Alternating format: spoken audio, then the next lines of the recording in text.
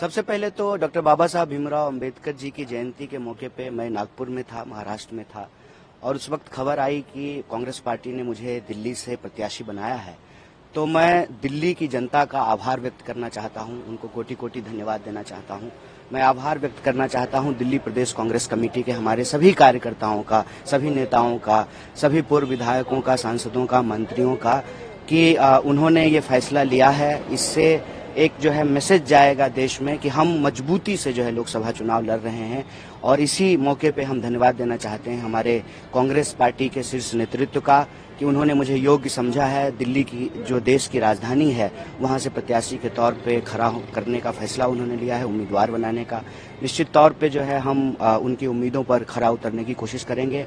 और देश में जो हमारी न्याय की मुहिम है, जो न्याय की लड़ाई है, जो हम 5 न्याय की बात कर रहे हैं, युवाओं की न्याय, महिलाओं के, किसानों की न्याय, और जो इस देश के भीतर जिन लोगों के साथ भी, चाहे वो किसी भी जाति वर्ग समुदाय के हों, किसी तरह का कोई अन्याय हो रहा है तो उस अन्याय को समाप्त करके न्याय की स्थापना करना, जो हमारा न्याय पत्र है उसके संकल्पों को लागू करने की हम कोशिश करेंगे, उनके उम्मीदों पर खरा उतरने का प्रयास करेंगे। आपके सामने जो कैंडिडेट है वो 2 बार के सांसद है, मनोज तिवारी, कितनी चुनौती मानते हैं आप? देखिए, कोई ना कोई तो सामने होगा ही।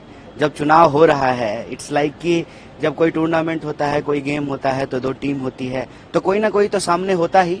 मेरे ख्याल से व्यक्ति महत्वपूर्ण नहीं होता है, विचार महत्वपूर्ण होता है, मुद्दा महत्वपूर्ण होता है। 10 साल से वो सांसद हैं तो वो बताएं नॉर्थ ईस्ट की जनता को, नॉर्थ ईस्ट दिल्ली की जनता को, कि 10 साल में उन्होंने क्या किया है। और जनता तय करेगी कि जो वो कह रहे हैं अगर वो सच है, उन्होंने जो काम किया है, तो उनको अपना समर्थन और आशीर्वाद देगी।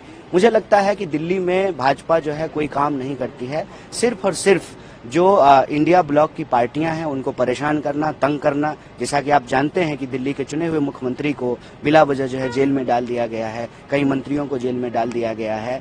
तो जो एक चुनी हुई सरकार है उसको अस्थिर करने का प्रयास किया जा रहा है। तो कहीं ना कहीं ये दिल्ली का अपमान है, दिल्ली के आम लोगों का अपमान है, दिल्ली के अंदर जो लोकतांत्रिक प्रक्रिया है उसका मजाक उड़ाया गया है। मुझे लगता है कि इन चीजों का सवाल जो है, इन चीजों पर जनता जरूर पूछेगी और इसका जवाब जो है माननीय सांसद जी को देना पड़ेगा। पिछले बार आप जिनके खिलाफ